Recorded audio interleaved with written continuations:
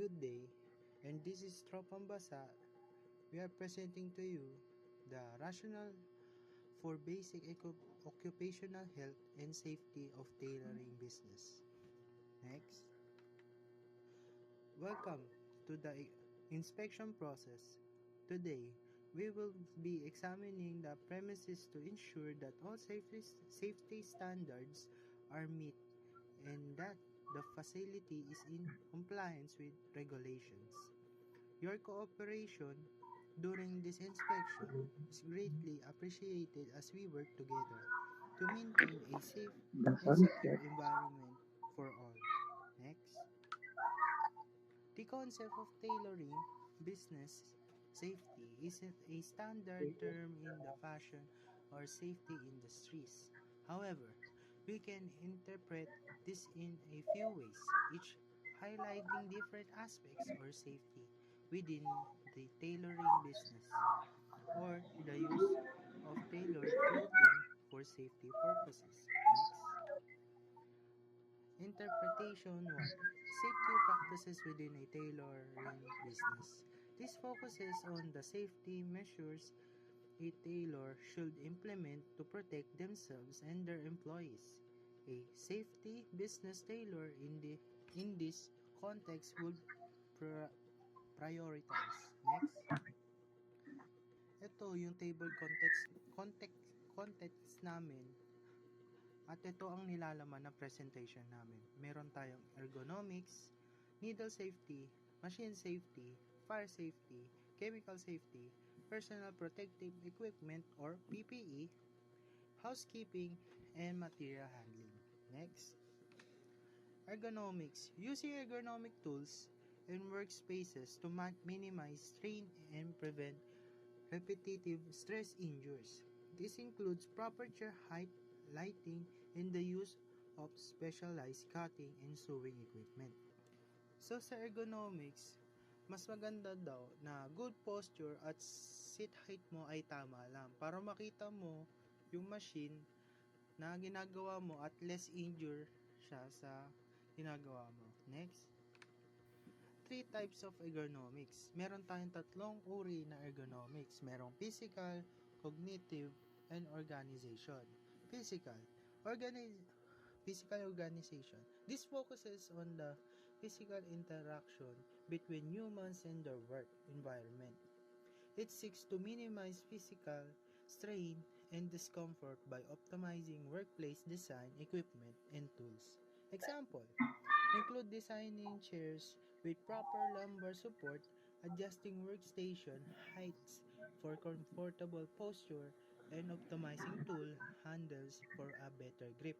So, yung sinabi ko kanina sa ergonomics na tamang seat height and posture ay magiging comfortable ka at yung tool handles mo ay magkakaroon ka ng better grip o mahawakan mo na mabuti.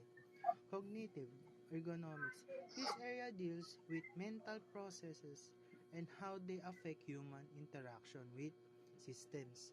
It aims to optimize the ease of use and comprehension of system, minimize cognitive overload, and promote effective decision making. Example, include designing user-friendly interfaces, providing clear instructions, and optimizing information display for better comprehension.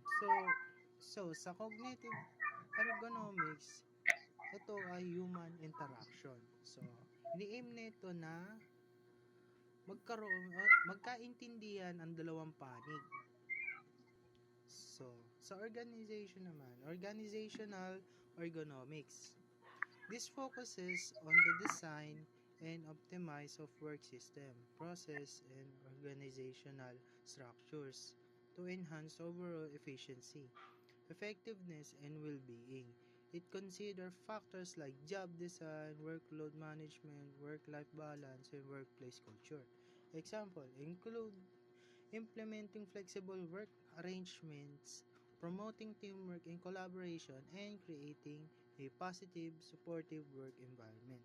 Organization ergonomics ay parang ino-organize mo na ang bawat gagawin mo para maging balance ang work life mo. Example, Um, promoting teamwork and collaboration. Example, implementing flexible work arrangements. So, sinusunod-sunod mo na kung ano yung mga dapat mong gawin at di ka na malilito sa gagawin mo sa araw na iyon. Needle safety. Implementing strict protocol for handling needle and pin to prevent accidental puncture. This might include designated needle disposal container and training on safe needle handling.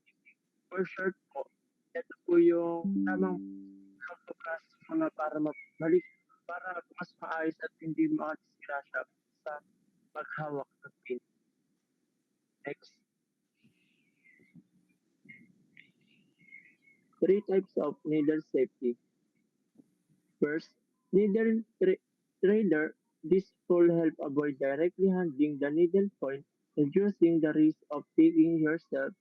If guide the thread through the eye of needle, simplifying the process and minimizing contact with the sharp end. Needle case.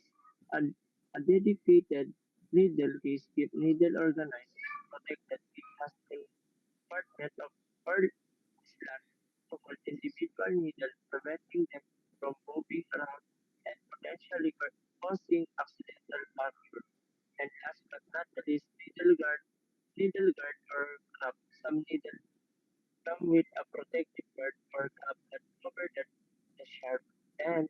When not in use, this helps prevent accidental puncture during storage and transport.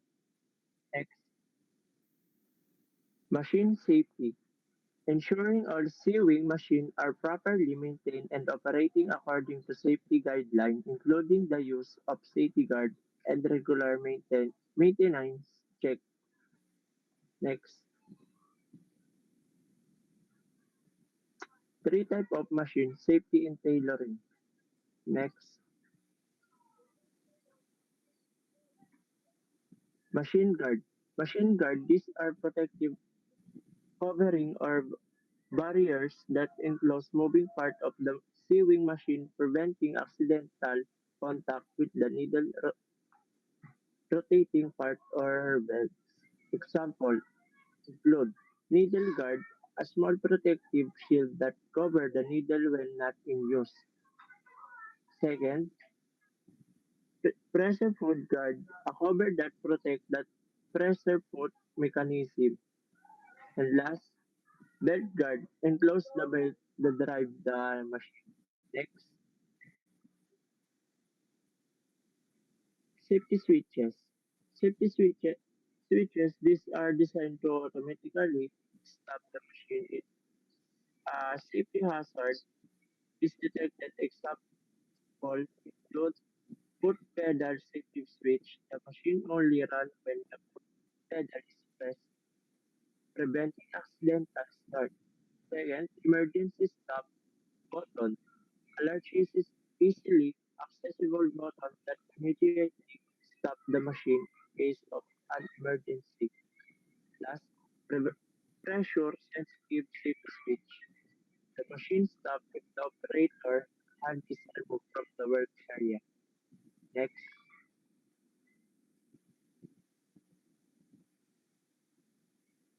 proper machine maintenance. Proper machine maintenance, regularly servicing and maintaining the sewing machine is crucial for safety. This includes checking for loose or worn parts, replacing worn out belt, needle, and other components, lubricating moving parts, ensuring smooth operation and reducing friction, and last, cleaning the machine, removing dust and lint buildup that can impair safe operation. Next, Fire safety. Maintaining, cleaning, and organized workplace to minimize fire hazards. With readily available fire extinguishers and a clear evacuation plan. Two types of fire safety. Sprinkler, early fire detection and suppression. Automatic activation. Sprinkler systems are triggered automatically by heat, usually set to a specific temperature threshold. This means they activate even if a fire is not yet detected by a smoke alarm. Located response, localized response. Each sprinkler head is designed to respond to heat only in its immediate vicinity. This means only the sprinklers closest to the fire activates, minimizing water damage to other areas. So sprinkler is basically like it's like the sprinkler using in the garden. Like it's automatic spraying water in the grass or in your backyard, but instead it's in the ceiling, and then when it detects smoke or a heat, it immediately respond to it, and the sprinkler will immediately sprays water inside the area. So next, fire extinguisher, early fire suppression, immediate response. Fire extinguisher allow for a rapid response to a fire before it can spread or become uncontrollable. Containing the fire. They can be used to contain a small fire, preventing it from spreading to other areas or igniting nearby combustibles. So basically, fire extinguishers are ready to use when it comes to uh, a fire nearby in around the area. For example, you're working at your workplace, and then suddenly your machine started to like a little spark, then it becomes it ignites and the fire becomes a little not too big, but be- let's say it's kind of spreads a little bigger, and then so your first thing you want to do is grab your fire extinguisher if you have one or is there available in the area. Grab it, pull the safety pin, pull the nose, aim it at the fire, and then pull the pressure handle. And there you go. That's how you use the fire extinguisher. Personal protective equipment, PPE. Providing and requiring employees to use appropriate PPE such as safety glasses, gloves, and dust masks, depending on the task. Well, sometimes in other areas in tailoring, sometimes you see other people use face masks because the amount of a dust on the clothes that they're working on sometimes little dusty or maybe dusty, so they can avoid sneezing, because if they inhale that dust they might sneeze and it might cause a little trouble for their work. Or sometimes they can use as well a glasses because this helps them to avoid the dust or what is that, what do you this or a little germs flying towards their eyes, and to avoid or preventing touching your eyes because there's something on your eyes.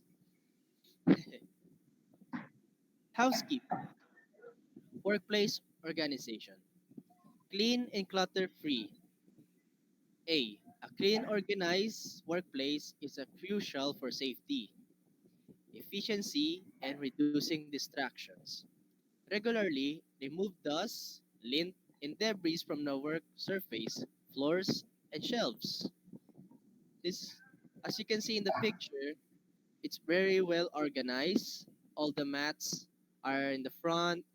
The finished clothes are in those shelves.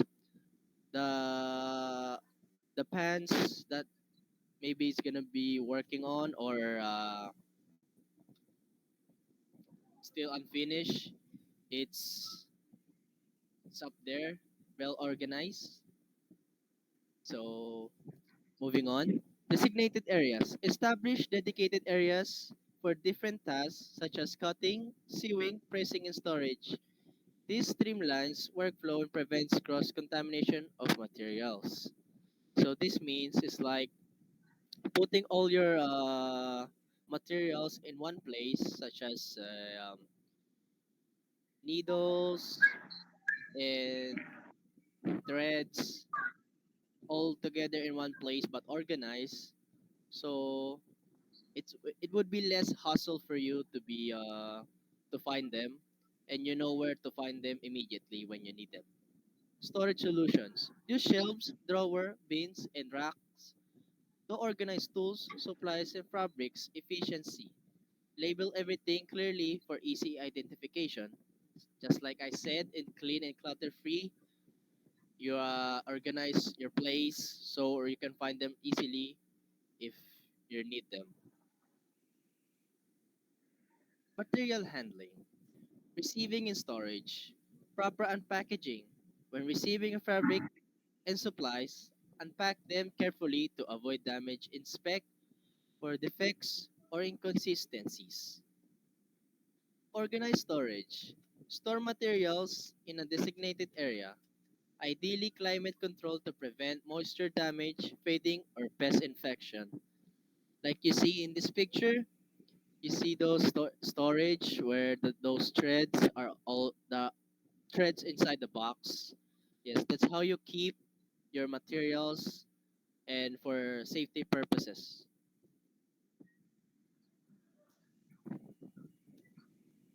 Now let's watch our presentation of inspection.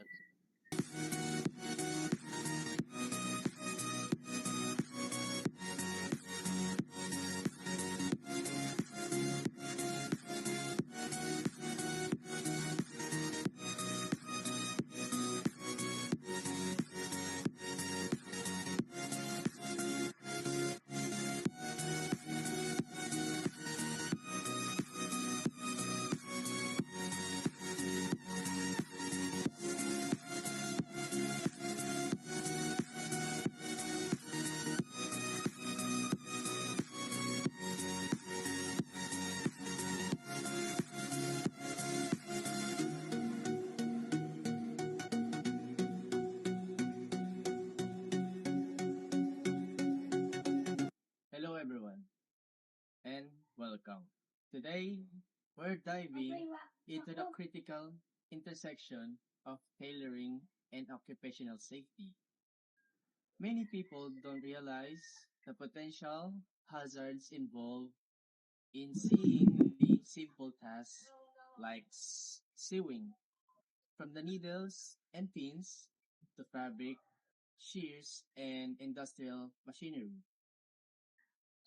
The tailoring profession presents unique safety challenges, and let's get started.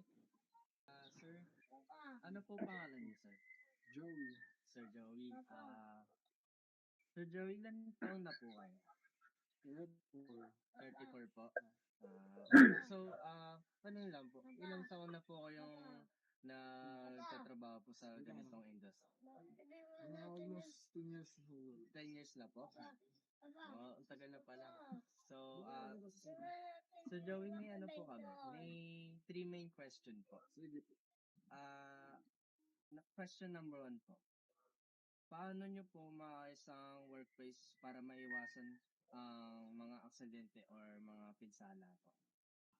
Dito sa ganitong industriya, kailangan lang unang-una sa mga wirings kasi ito gumagamit ng electricity para Ah. sa pag ano, kailangan mga wirings para iwas sunog. Po. Tapos, bali, ano ba ba? Sa, yan, napananahin na ganito. Kailangan maingat din. Para hindi na aksidente, anuhan yung tayong kamay. Kasi minsan mangyayari talaga yan. Opo. Okay po. Tapos ano po, question number two po. Wait, may kausap ko pa. Tabi mo na doon. Paano nyo po maiwasan ang pagod o pinsala sa mata kapag nagtatrabaho sa detalyadong pananahi o borda? Kailangan lang ng sapat na pahinga. Pag napapagod na, kailangan talaga ipahinga mo rin yung Pahinga katawan mo. na po. Sa tama naman po. Mm. And ano po, last question po. Ano ang dapat pong gawin kung aksidente yung matusok ang ng karayom o maputol ng gunting po? Safety, yung mga first first aid.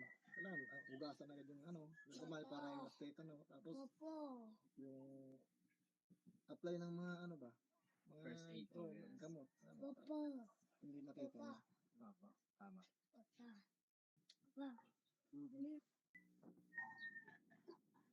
And thank you for having us to present our presentation.